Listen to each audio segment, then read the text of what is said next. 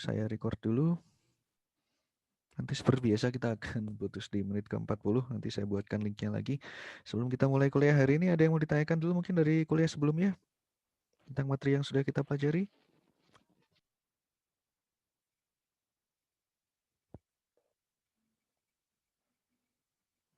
Jadi kita sudah masuk ke pertemuan 5 ya. Nanti kita akan ada UTS pada pertemuan ke-8. Jadi kita masih punya 2 pertemuan lagi di depan. Yang 2 pertemuan lagi itu berupa praktek menggunakan Microsoft Word, Microsoft Excel.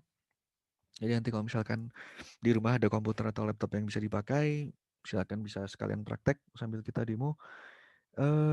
Tujuan akhirnya nanti bisa nulis proposal lah dengan format yang rapi.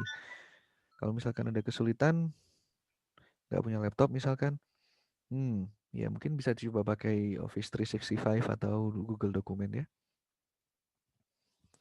Ada yang mau ditanyakan mungkin untuk kuliah-kuliah sebelumnya? Ada hal yang sulit? Ada yang susah dipahami? Ada yang kurang mengerti?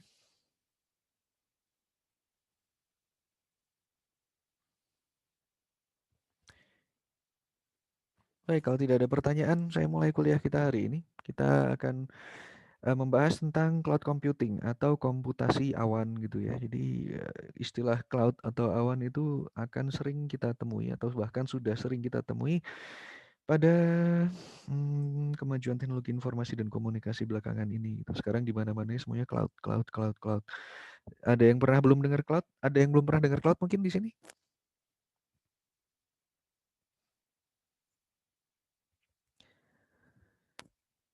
Jadi sebenarnya apa itu komputasi cloud ya? Jadi seperti biasa kalau di kuliah saya misalkan ada yang mau ditanyakan langsung tulis di chat saja atau ditanyakan langsung, nyalakan mic dan bertanya saja. Jadi kita sudah membahas tentang sejarah komputer gitu.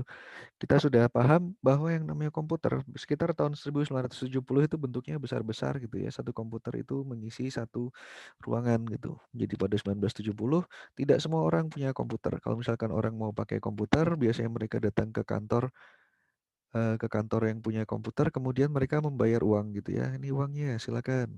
Saya mau ngitung misalkan 1 tambah 1 sama dengan berapa. Nah, jadinya mereka datang ke orang yang punya komputer besarnya, kemudian mereka membayar untuk bisa menggunakan jasa komputasi, perhitungan, atau pembuatan program. Nah, itu berubah ketika tahun 1980. Ketika orang-orang udah punya komputer sendiri di rumah.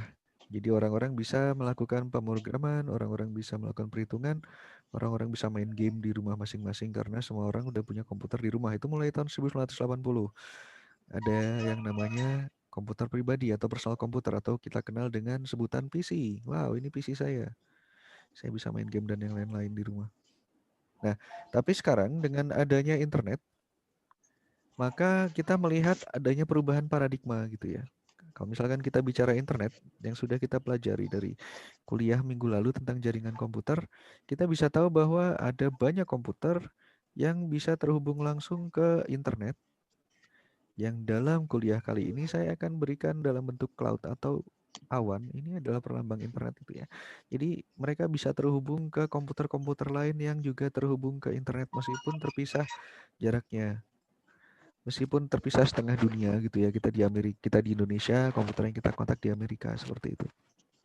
Nah, eh, dengan adanya banyak kemajuan teknologi di bidang teknologi informasi dan komunikasi, kita sebenarnya bisa kita mengulangi sejarah yang zaman dulu gitu ya. Kita mengulangi sejarah zaman dulu di mana yang namanya komputer itu kita nyewa. Yang namanya komputer itu kita nyewa, yang namanya game itu kita nyewa. Kita sudah melewati zaman-zaman di mana kita harus beli CD atau DVD untuk main game gitu. Kalau kalian pengen main game, download saja.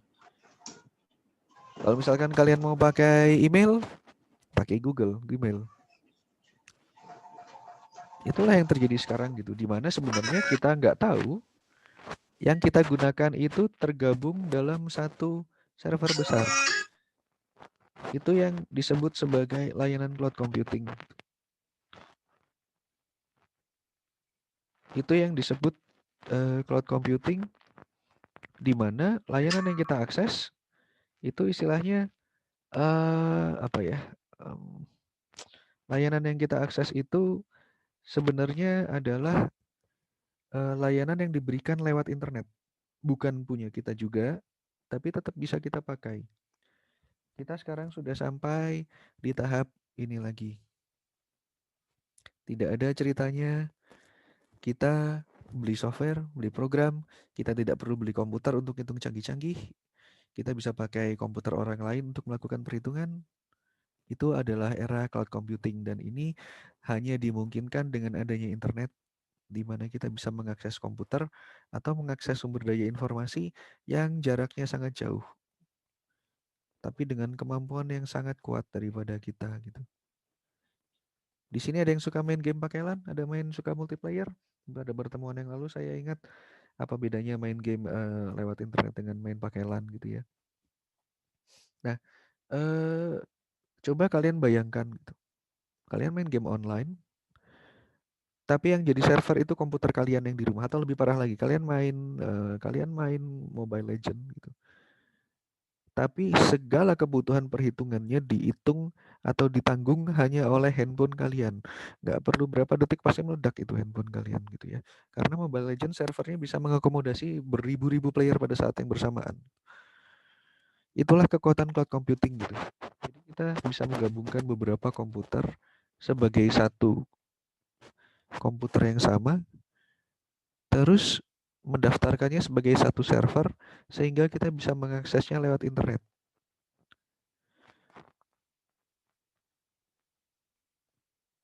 Kalian kira semua email kalian yang ada di Gmail itu berada pada satu server yang sama? Mungkin tidak.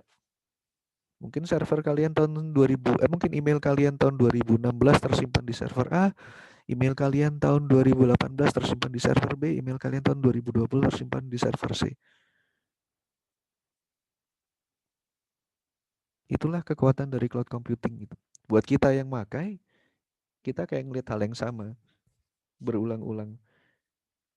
Cuma kapasitasnya tambah besar dan kita taunya cuma layar kita aja, akun kita gitu. Tapi yang ada di belakangnya berbagai macam hardware pendukung, hard disk, kemudian server, kemudian RAM, memori, dan yang lain-lain. Itu semuanya terkumpul dalam satu cloud. Dalam satu layanan server, banyak yang digabungkan menjadi satu yang bisa kita akses lewat internet. Jadi itulah yang disebut dengan cloud services. Dan itu adalah inti dari kuliah kita hari ini, di mana kita akan mempelajari tentang layanan awan atau layanan komputasi awan. Seperti itu ya. Sampai sini ada yang mau ditanyakan dulu atau ada yang masih kurang dipahami dengan konsep yang barusan saya sampaikan?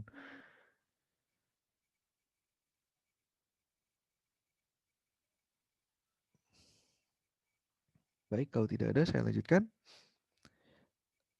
Apa yang disebut cloud computing? Nah, jadi begini. Yang disebut dengan cloud computing atau komputasi awan itu adalah komputasi atau perhitungan atau operasi yang istilahnya melibatkan komputer tapi dilakukan berbasis internet.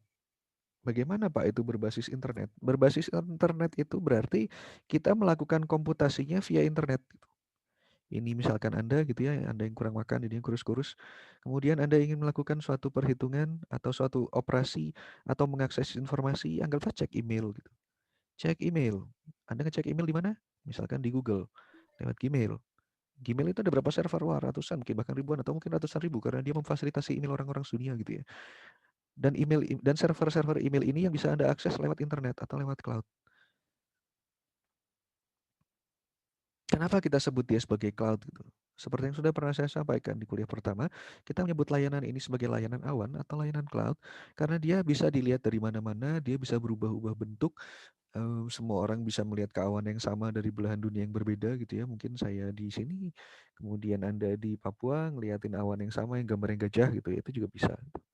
Dan dia ada di mana-mana. Itulah kenapa layanan berbasis internet biasanya disebut sebagai cloud services. Dan tipikalnya cloud services atau layanan berbasis internet itu biasanya sumber daya, baik itu orang, listrik, waktu, uang, perangkat lunaknya, softwarenya, aplikasinya, dan informasinya itu bisa disediakan sesuai kebutuhan kita. Itu satu. Dan ciri khasnya itu biasanya kita nggak perlu mikirin semua itu gitu. Biasanya mereka cuma ngasih harga aja ke kita segini. Kita cuma tinggal bayar, oke, sip. Yang disebut dengan komputasi awan itu adalah puncak dari komputasi skala besar yang memang dari dulu sudah diusahakan gitu ya. Gimana caranya biar pengguna itu bisa mendapatkan akses tanpa batas ke sumber daya yang hampir tak terbatas. Kenapa hampir tak terbatas? Karena kita bisa menggabungkan banyak komputer menjadi satu gitu. Menggabungkan banyak server, banyak hard disk, banyak memori menjadi satu. Kalau misalkan komputer kalian sekarang berapa itunya? Processing powernya dengan Intel i9 misalkan 5 giga.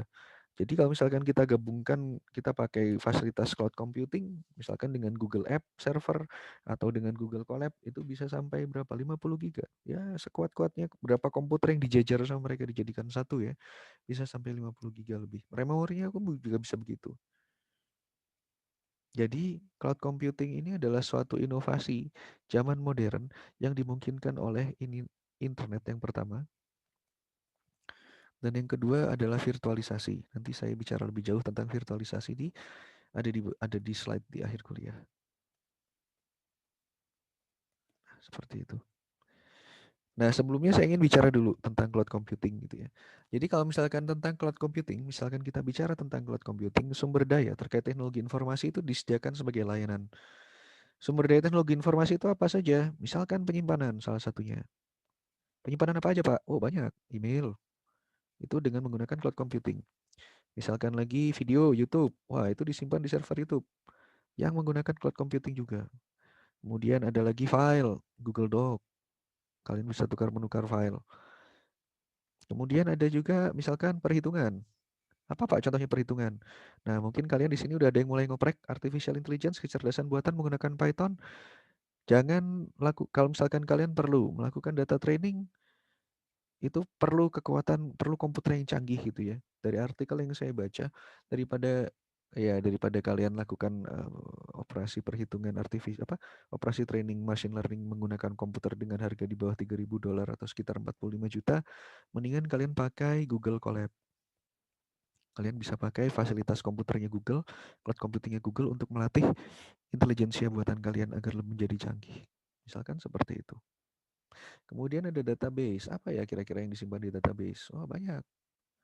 Misalkan database tentang siapa saja pengguna, siapa saja pelanggan kalian, siapa saja anggota keluarga kalian. Facebook, siapa saja teman kalian. Kemudian Instagram, posting siapa saja yang kalian follow, post apa saja yang kalian like. Itu semua disimpan di internet. Itu semua disimpan di cloud computing. Kenapa kita tahu itu disimpan di cloud computing? Karena kita tidak harus terhubung ke satu jaringan khusus untuk mengaksesnya. Nah, itu nanti ada beberapa jenis cloud computing yang akan saya jelaskan di belakang. Salah satunya contohnya itu, kalian bisa lagi di kamar mandi, kalian bisa di kamar kalian bisa di jalan, dan kalian tetap bisa mengakses layanan Instagram, Facebook, atau yang suka baca manga scan, atau YouTube, atau Gmail, Google Docs, itu bisa kalian akses dari mana-mana. Itu adalah salah satu ciri khasnya cloud computing, ada di mana-mana gitu ya. Nah, jadi komputasi awan ini memanfaatkan skala ekonomi gitu, economy of scale. Apa itu artinya? Semakin banyak suatu perangkat keras kita beli, itu semakin murah harganya. Semakin murah untuk memproduksinya juga. Jadi dengan semakin murahnya harga perangkat teknologi informasi dan komunikasi, itu memungkinkan adanya layanan cloud, layanan awan, komputasi awan. Kenapa? Karena penyimpanannya jadi lebih murah, hard disk jadi lebih murah. Saya sudah cerita di pertemuan kita pertama bahwa USB flash drive dengan harga 200.000 waktu saya kuliah tingkat 1 itu hanya dapat 128 mega. Sekarang dengan harga yang jauh lebih murah 50.000 kita sudah bisa dapat 64 giga dan mungkin bahkan sudah lebih tinggi lagi sekarang. Saya nggak tahu berapa itu terakhir kali saya beli di Burma. Jadi perkembangan teknologi yang semakin murah itu memungkinkan kita untuk menggabungkan layanan komputer yang biasa menjadi layanan komputer yang terintegrasi, tergabung. Kayak yang misalkan satu satu komputer itu hanya berupa tetes air gitu ya. Tapi kalau misalkan kita bayangkan beribu-ribu tetes air di udara itu bisa digabungkan menjadi satu awan. Itu yang disebut dengan cloud computing. Nah, terus gimana caranya kita akses internet dengan cepat, Pak? Nah, kalian pernah ngalamin zaman BlackBerry nggak? Mungkin orang tua kalian dulu pernah ada yang pakai BlackBerry gitu ya. Salah satu pengguna BlackBerry terbesar di dunia itu ada di Indonesia. Kita semua suka chatting pakai BBM zaman itu, sekitar 20 tahun yang lalu. Nah, kalau misalkan yang namanya server BlackBerry itu dia hanya mengandalkan servernya saja yang di Kanada, susah kita kalau mau chatting dengan teman di sebelah kita, kita harus muter dulu setengah dunia gitu. Oh, ini di Kanada, ini di Indonesia. Solusinya apa? Distribusi server secara geografis. BlackBerry dulu punya server di Indonesia. Jadi kita kalau mau chatting nggak usah server, nggak usah chatting kita muter setengah dunia dulu gitu ya. Kita langsung chatting aja di Indonesia gitu. Tapi mereka tetap tergabung dalam satu servernya BlackBerry. Jadi meskipun servernya ini terpisah setengah dunia, mereka tetap terdaftar sebagai satu server chatting BlackBerry Messenger yang sama. Ini adalah salah satu contoh implementasi cloud computing yang lain. Oke, sampai sini ada yang mau ditanyakan? Ada istilah-istilah aneh, ada istilah-istilah sulit, ada istilah susah?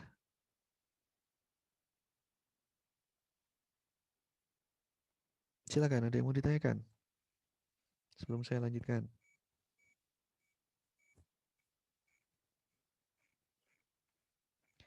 Oke, ya terima kasih selamat bergabung yang baru bergabung. Silakan yang mau ditanyakan. Ada yang mau bertanya dulu dari apa yang sudah saya sampaikan? Baik, kalau tidak ada, saya lanjutkan. Ini adalah salah satu contohnya cloud computing gitu ya. Cloud computing itu bisa pakai apa saja, Pak. Jadi pada dasarnya itu seperti ini. Eh, apa yang ada di dalam cloud, apa yang ada di dalam layanan yang bisa diakses lewat internet, itu bisa dibedakan menjadi tiga hal utama. Nanti saya jelaskan masing-masingnya apa saja. Yang pertama aplikasi. Yang kedua platform. Yang ketiga infrastruktur. Semakin ke atas, layanan yang diberikan semakin sederhana dan semakin bersahabat. Semakin kalian canggih nanti suatu hari kalian jadi admin server, itu kalian akan semakin banyak berurusan dengan yang di bawah-bawah. Semua yang ada di cloud computing ini, cloud services ini bisa diakses melalui handphone kalian, melalui laptop kalian, melalui server. Kalau misalkan kalian pasang server sendiri, melalui PC desktop kalian atau tablet kalian. Intinya, semua yang terhubung ke internet itu bisa mengakses layanan cloud computing.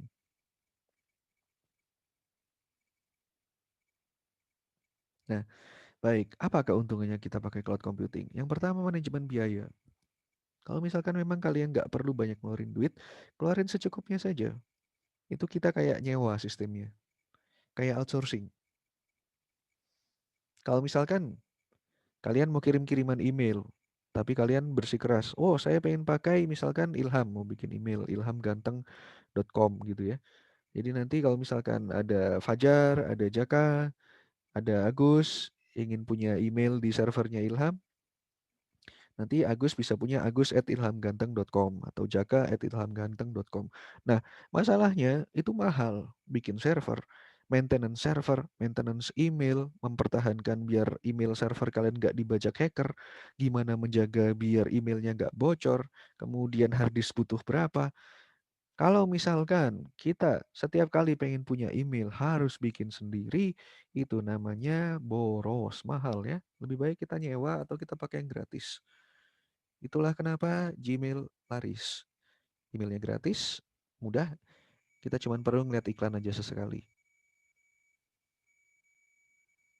Kemudian mengurangi waktu implementasi. Cepat, paling gampang contohnya. Kalian mau bikin email Google baru, kalian mau bikin Google account baru. Berapa lama?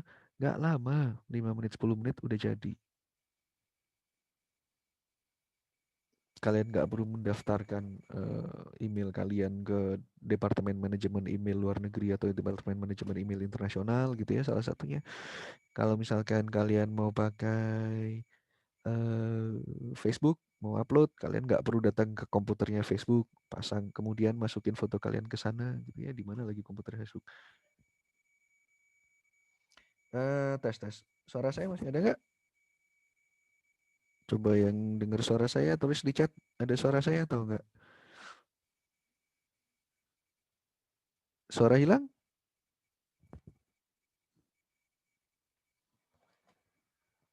Tes tes. Masih ada suara saya? Ada yang dengar suara saya? Ada yang nggak dengar? Ada yang udah dengar suara saya?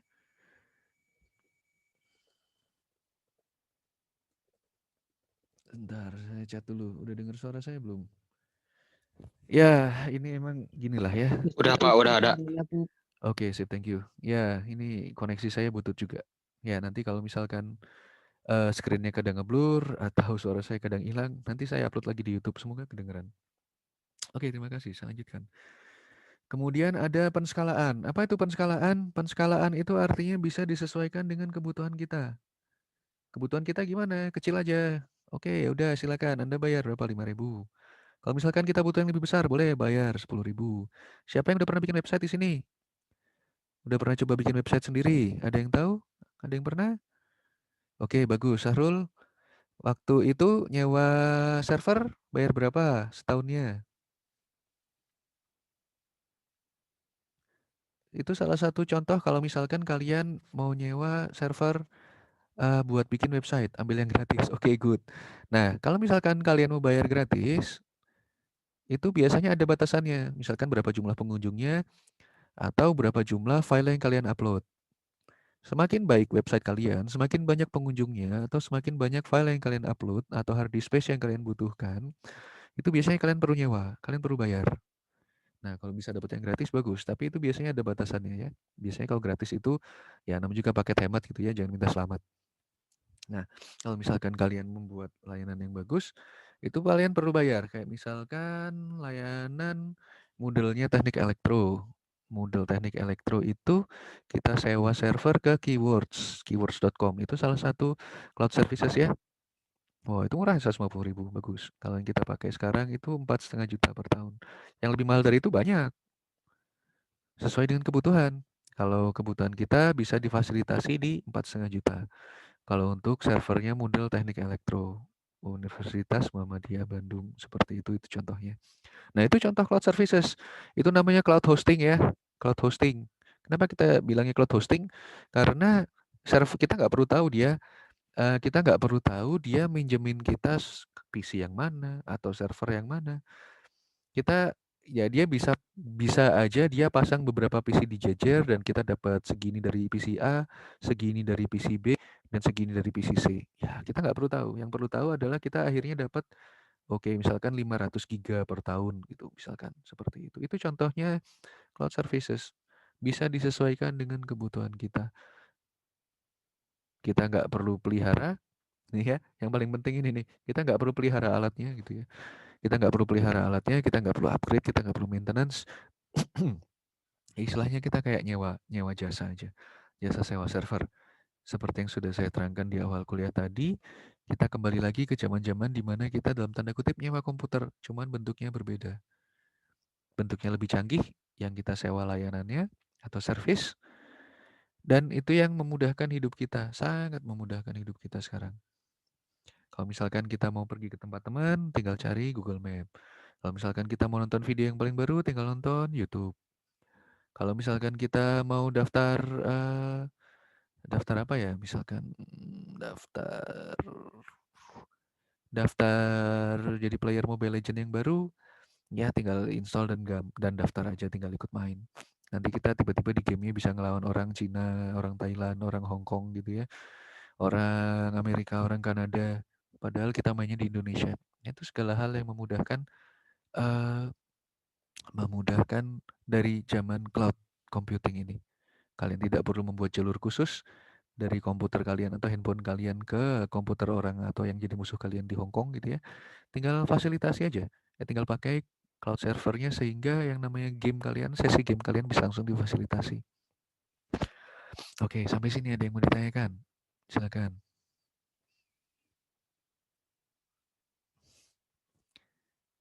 Baik, sambil saya lanjutkan ya.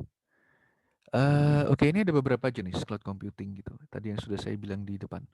Jenisnya apa saja? Jadi ada yang sifatnya public. Public itu infrastrukturnya di hosting atau istilahnya atau disimpan atau ditaruh di lokasi vendor. Siapa itu vendor? Ya orang yang punya. Orang yang punya gimana? Misalkan Google. Anda punya email Google. Apakah semua email Anda tersimpan di harddisk Anda? Jawabannya tidak. Ini tersimpannya di harddisk Google.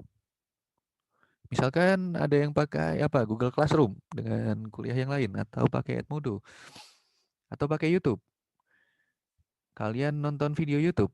Apakah videonya ada di laptop kalian, di harddisk kalian? Tidak. Itu ada di server YouTube yang punya Google juga. Itu adalah contohnya cloud public. Public itu umum. Jadi umum bisa mengakses. Kalau server YouTube mati, server WhatsApp mati, semua orang teriak. Ya, itu pernah terjadi. Facebook mati, ya semua orang teriak. Itu contohnya cloud public. Banyak yang menikmati, kalau mati, ya dinikmati bersama. Seperti itu. Karena itulah ada istilah private cloud atau cloud pribadi. Misalkan saya punya program pencari hantu. Itu membutuhkan banyak komputer, butuh cloud service, dan cloud service-nya nggak boleh mati. Karena kalau ada hantu di radius 50 kilo dari rumah saya perlu tahu hantunya di mana, dan saya perlu ngejar hantunya di mana. Gitu. Misalkan seperti itu. Gitu ya. Kalau tiba-tiba komputernya mati gara-gara mati listrik, atau gara-gara kuota habis, hantunya bisa kabur. Karena itu saya perlu punya cloud pribadi. Apa itu cloud pribadi? Cloud pribadi itu server atau layanan cloud yang hanya bisa diakses oleh saya. Tidak dibagi dengan orang lain atau organisasi lain. Dedicated istilahnya, didedikasikan. Kalau misalkan ada dedicated cloud server, berarti itu layanannya terus terhubung ke internet dan hanya diberikan untuk Anda. Dan tidak bisa juga diakses oleh orang lain dengan mudah. Itu biasanya ciri khasnya cloud pribadi. Nah, ada lagi yang baru namanya cloud hybrid. Apa itu istilahnya cloud hybrid? Jadi kalau misalkan cloud hybrid itu nanti ada organisasi yang menghosting beberapa aplikasi penting dan aman di cloud pribadi, tapi yang tidak terlalu aman bisa ditaruh di tempat umum. Ada teknik yang disebut cloud bursting. Kalau misalkan Universitas Muhammadiyah Bandung gitu, kita pakai cloud pribadi untuk operasi normal, tapi kalau butuh kita bisa ambil sumber daya dari cloud public. Seperti itu. Nah, ini contoh gambarnya di sini ya. Kalau private atau internal ini hanya bisa diakses oleh beberapa orang saja. Kalau public itu bisa diakses oleh orang satu kampung atau orang satu dunia. Nah, inilah yang disebut the cloud, di mana semua layanan yang sifatnya publik itu bisa diakses oleh umum. Ada istilahnya, ada yang kita taruh on premise atau kita taruh di tempat. Misalkan server cloud-nya Universitas Muhammadiyah Bandung tempatnya di mana? Di Universitas Muhammadiyah Bandung. Oh, itu berarti on premise, di tempat. Tapi ada juga yang tidak on premise, disimpan di tempatnya vendor. Misalkan untuk server LMS-nya Teknik Elektro, kita sewa server di Keywords, berarti semua informasi kita ada di servernya Keywords. Itu off premise, di luar tempat. Nah, ada on, ada off begitu ya. Oke, sampai sini ada yang mau ditanyakan?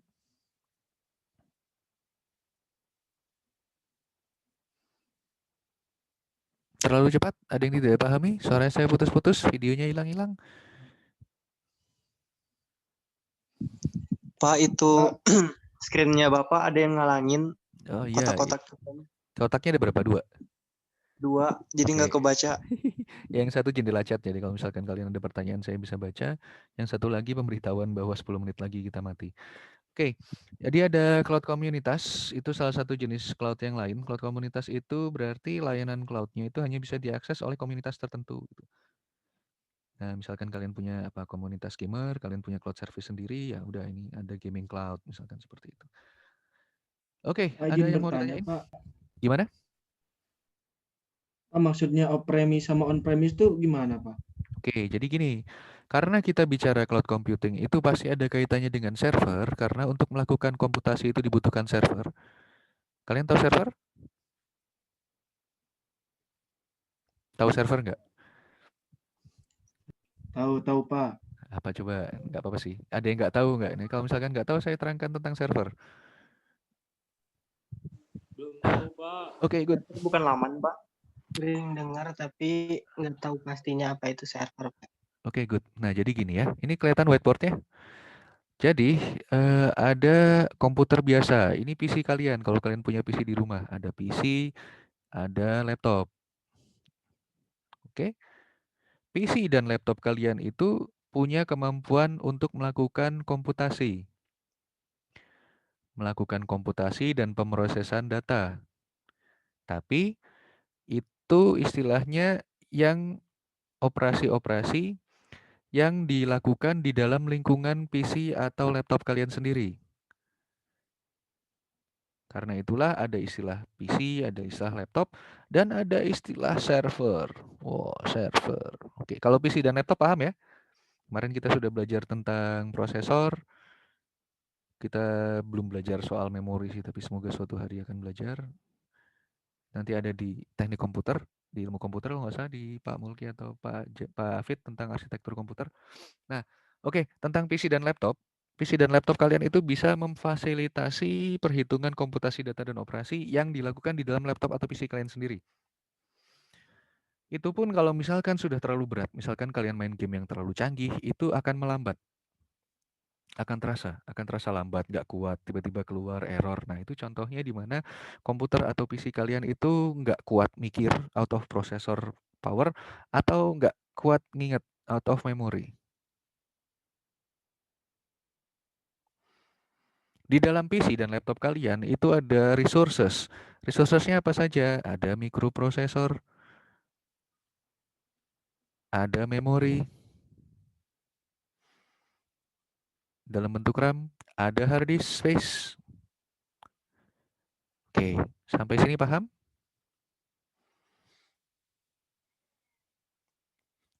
Nah, sekarang coba bayangkan. Kalau misalkan kalian main Mobile Legend,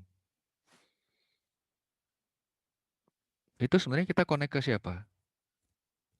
Apakah ke handphone orang lain langsung kita main di tempatnya handphone orang lain tanda kutip?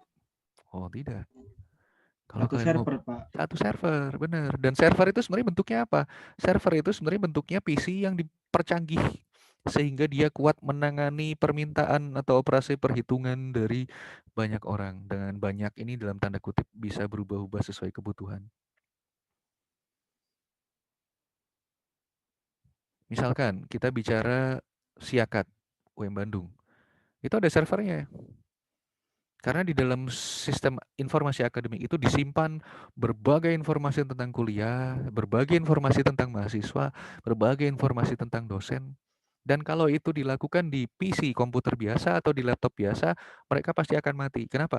Salah satunya, server itu biasanya harus selalu menyala, always on. Jadi kalau misalkan Ilham ngakses jam 12 malam masih nyala. Kalau misalkan Jaka ngakses jam 6 pagi nyala dia. Coba kalian bayangin satu PC kalian di rumah nyala terus-terusan. Pasti gimana? Antara listrik kalian jebol atau panas. Nah, itu salah satunya. Kenapa biasanya ruang penyimpanan server itu harus full AC? Karena dia terus nyala, dia terus muter gitu ya. Mikroprosesornya kepake terus, RAM-nya kepake terus. Hard disk-nya hapus simpen, hapus simpen, hapus simpen. Karena itulah server itu biasanya butuh suhu optimal untuk beroperasi. Karena kalau misalkan dia panas, mati dia. Servernya mati. Itu yang membedakan server dengan PC. Orang tetap bisa main game di server, bisa. Orang tetap bisa ngoprak-ngaprak di server ini tetap ada layar yang menghubungkan kita untuk melihat dalamnya server ini apa aja, tetap bisa ada keyboard ada. Tapi beda kapasitas. Kalau PC dan laptop yang kita pakai, apalagi smartphone, itu hanya bisa memfasilitasi kebutuhan satu orang pengguna saja. Tapi beda kalau server. Server itu dia punya prosesor yang lebih kuat. Dia punya RAM yang lebih banyak. Dia punya space yang lebih tinggi, hard disk space yang lebih besar. Jadi dia bisa menyimpan banyak data, dia bisa menyimpan banyak aktivitas, dia bisa memfasilitasi pertukaran data dengan cepat sebagai penghubung. Seperti namanya server, melayani. Dia bisa melayani pertukaran data. Oke, tentang server sudah paham belum? Pak, server itu jadi ibaratkan operator gitu, Pak. Server itu ibaratkan operator, bisa dibilang begitu, tapi bentuknya PC ya, komputer juga dia, tapi komputer yang dicanggih-canggihin lah. Kalau ada ini yang rusak, komponen yang rusak gimana Pak? Diganti. Kalau misalkan kalian mau nambahin RAM, ya ganti RAM, pasang. Itu sebenarnya sama kayak PC biasa. Jadi kalau ada komponen yang rusak bisa juga, hard disk kebakar bisa juga, RAM mati bisa gitu. Itu bentuknya sebenarnya sama kayak PC gitu. Tapi dia biasanya wujudnya lebih besar gitu ya kotaknya. Kemudian ya tetap aja ada yang bisa dicabut pasang di dalamnya, hard disknya kah atau servernya kah, seperti itu.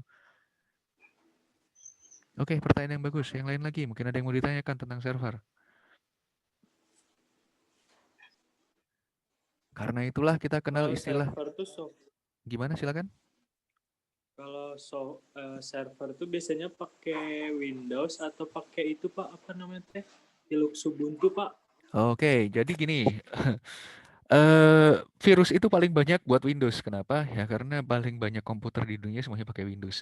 Jadi biasanya kalau misalkan untuk server mereka pakai sistem operasi atau operating system yang meskipun sederhana fungsinya, tapi istilahnya powerful dan lebih aman. Biasanya pakai yang berbasis Unix.